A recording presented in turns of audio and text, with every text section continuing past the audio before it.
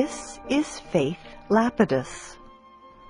And this is Richard Rail with the VOA Special English Program Explorations.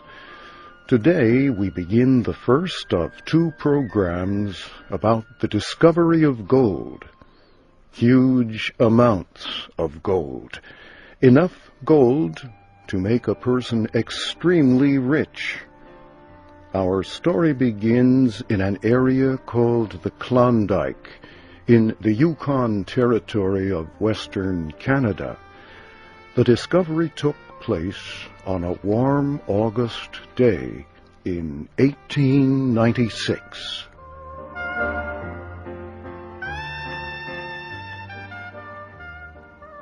George Carmack and his two Indian friends, Skookum Jim Mason and Dawson Charlie, were working near the edge of a small river in Western Canada's Yukon Territory. The area was just across the border from Alaska, which was owned by the United States. The men were using large steel pans to search for gold. They placed dirt and rocks in a pan and then filled it about halfway with water. Slowly they moved the water around in the pan until most of the dirt and water washed away. This left only very small rocks. This method was a very good way to find small amounts of gold. The three men had often worked like this in an effort to find gold, but they had never been very successful. The three men moved along the small river as they worked.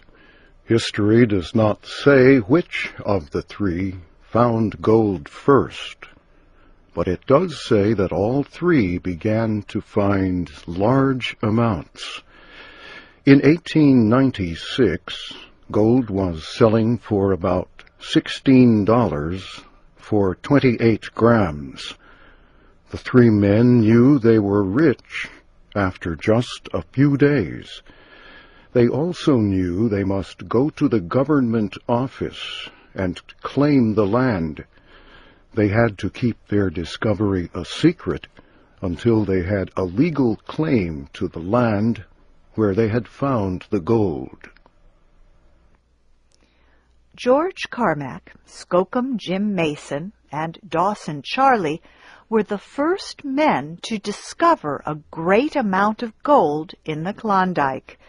Before that August day, others had found gold, but never in huge amounts. The three men had found one of the largest amounts of gold ever discovered lying on the surface of the earth. The news of this discovery could not be kept secret very long.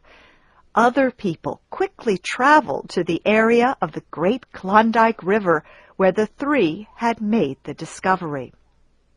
Some also found huge amounts of gold, enough to make them extremely rich.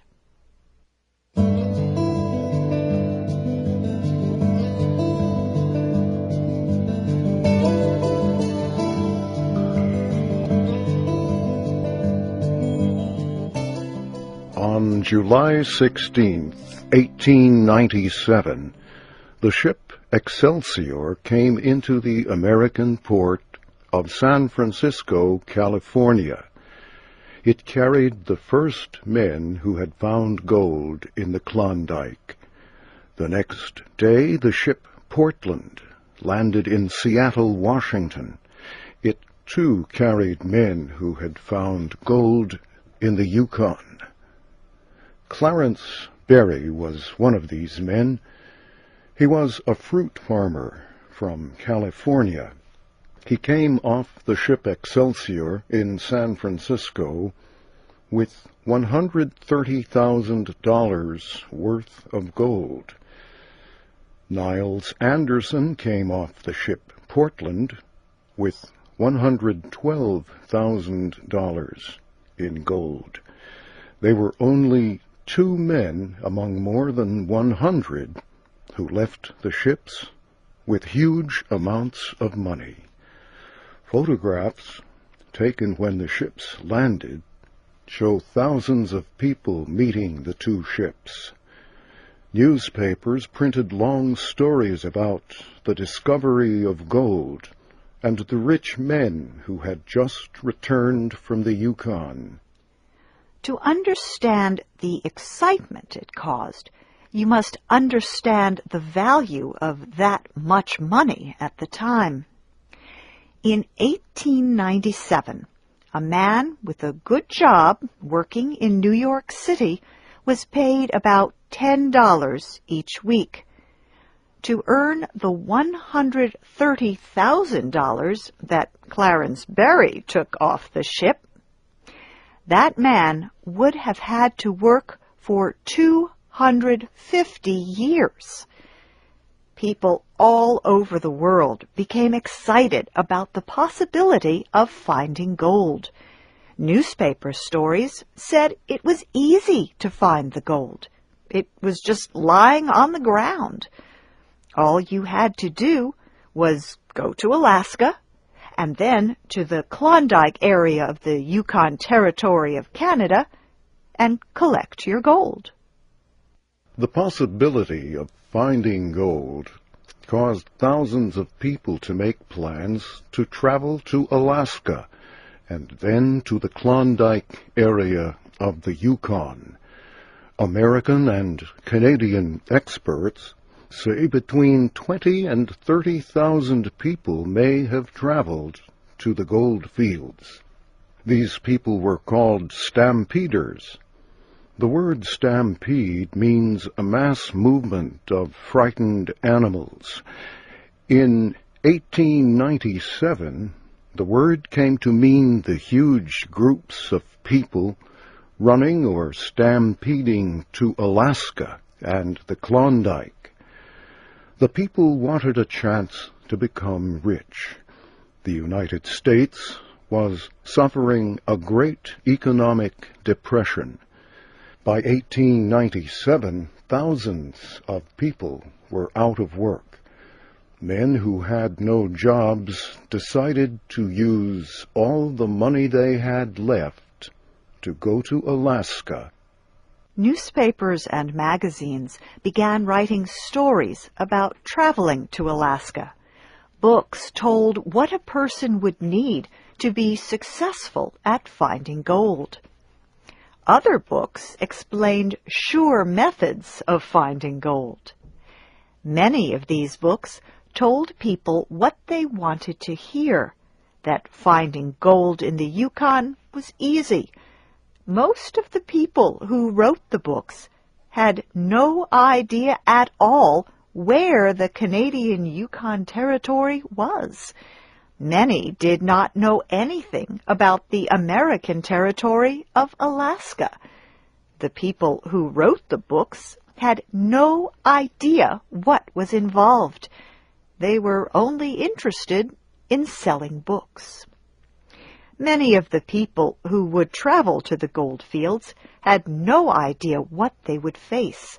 They did not know about the extremely cold weather that could kill. Most did not know they would face extremely hard work and terrible living conditions. This was not true of the Canadian government. The Canadian government knew how hard it was to live in the western part of the country. The Canadian government quickly approved a law that said each person must bring enough supplies to last for 1 year. This was about 900 kilograms of supplies. Each person would have to bring food, tools, clothing, and everything else they needed for 1 year. The reason for this was very simple. There were no stores in the Yukon. There was no place to buy food. The nearest port was more than 1,000 kilometers away from where the gold discovery had been made. There were no railroads. At first, there were no roads that would permit a horse and wagon. The stampeders would have to walk all the way and transport the supplies by themselves. The price of these supplies quickly increased.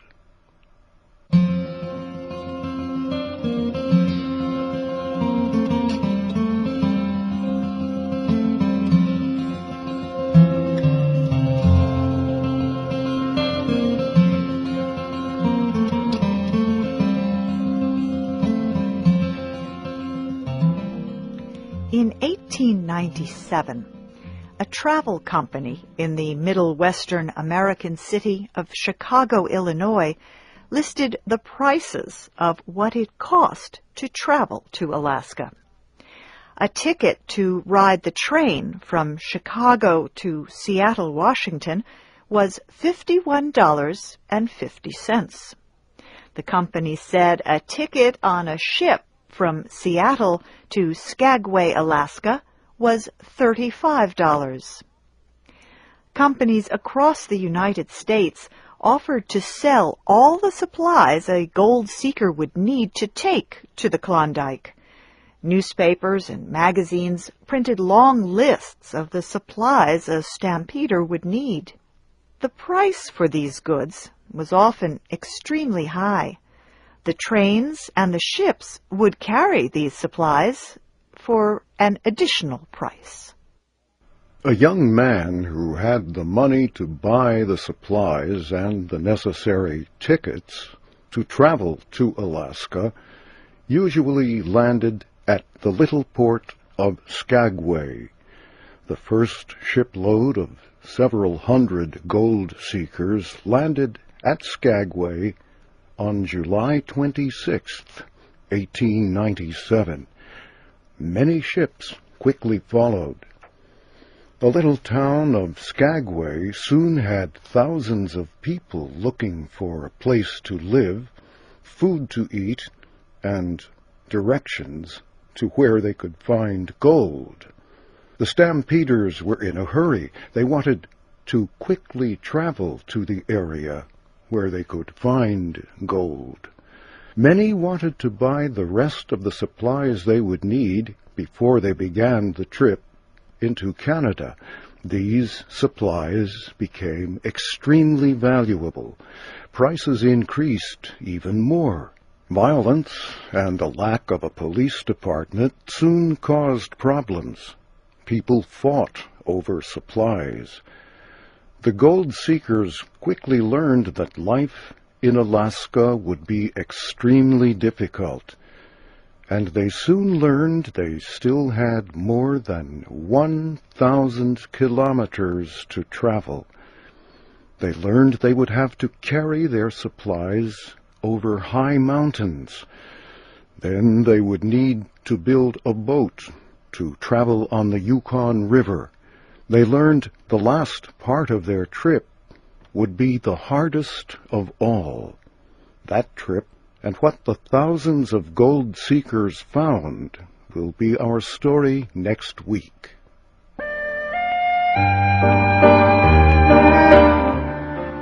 This program was written by Paul Thompson and produced by Mario Ritter. Our engineer was Suleiman Tarawali. This is Faith Lapidus. And this is Richard Rail. Join us again next week for another Explorations program in special English on the Voice of America.